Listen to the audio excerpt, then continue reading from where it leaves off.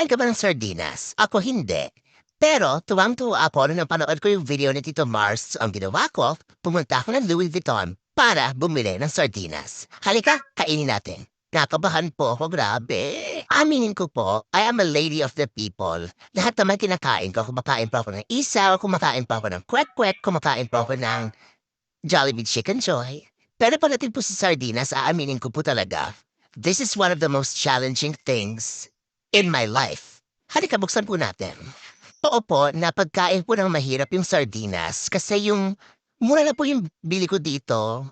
Siguro yung binili ko po siya 18,000 euros. Kayo na po mag-calculate sa Philippine pesos. So murang-mura po siya, 18,000 euros for a packet of one. Ay nalaglag. Sa Europe, meron po siyang limited edition. Ayan, totoo po siya, legit.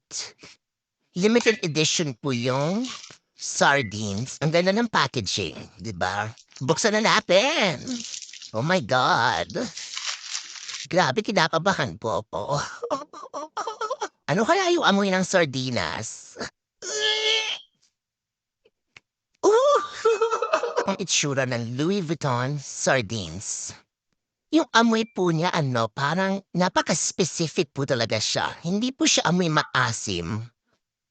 Para siyang amoy pawis ng mga tiyanak na pamangkin. Nilagay ko po siya sa crackers kasi medyo balansa po talaga siya. Ito na kainin natin.